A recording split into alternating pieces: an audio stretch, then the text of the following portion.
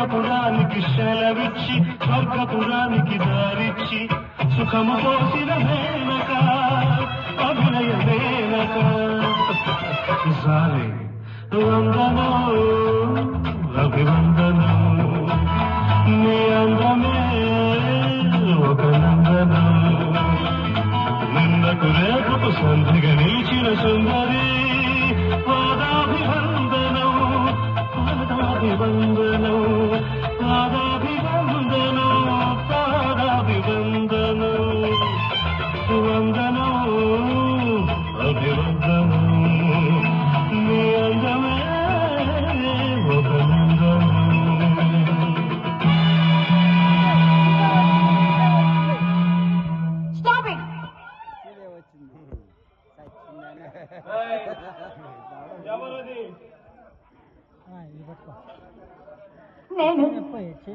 నేనంటే నేను రాదాని నా పర్మిషన్ లేకుండా ఇక్కడికి వచ్చి నా తీయని సుఖాల్ని భగ్నం చేయడానికి నువ్వెవరివి?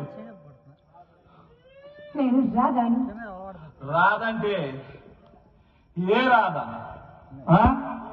అనురాధ, ప్రియరాధ, ఎవరు చెప్పా? ఒకసారి నీ కళ్ళలో ఉన్న మైకాన్ని విప్పి చూడు. నేను రాదాని. అయినా నీకు అసలు ఎంతమంది రాధాలు తెలుసు? ఓ ది గ్రేట్ శ్రీనివాస వర్మ గారి ద్వితీయ పుత్రికారత్నం రాధా. చూసావా రాధా, నా నిజ స్వరూపం చూసావా? చూశాను. ఒక పుణ్యాత్ముడు చెప్తుంటే నేను నమ్మలేదు. అతను నన్ను కావాలనుకొని నీ మీద లేనిపోయి చెప్తున్నాడు అనుకున్నాను. కానీ బంగారం అనుకున్న మనిషి తుప్పు పట్టిన ఇనుమని నేను ఎంత ఉత్తముడు అని భావించిన రాజేష్ గంటకు ఒక అమ్మాయితో మార్చి మార్చి తిరిగే బెసరపడడం ఈ రోజే నాకు అర్థమైంది.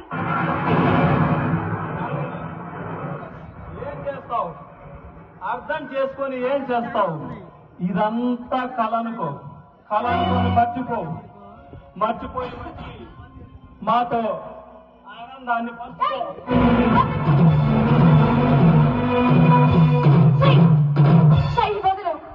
ఇంకొకసారి తాకాలని ప్రయత్నించావో మర్యాదగా ఉండదు. చూడు రాధా, నా విషయం తెలిసిన తర్వాత ఇలా అంటున్నావు, కానీ నేను ఒక్కరోజు కనిపించిపోయేసరికి పిచ్చిదాని అయ్యావు. విలవిలాడిపోయావు. నిన్ను శారీరకంగా అనుభవించి ఉంటే ఏం చేసేదానివి? నిలువునా నా శరీరాన్ని పెట్రోల్ పోసి మరీ దహించి వేసుకునేదాన్ని.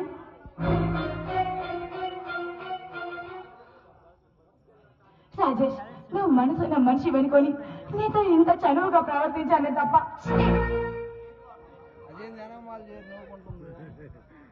కానీ ఇప్పుడు మాత్రం ఏమైంది? ఇదంతా అలానుకొని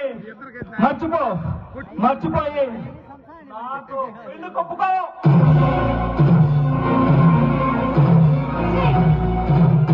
శాపనైనా చేస్తాను, కానీ నిన్ను మాత్రం పెళ్లి చేసుకోను.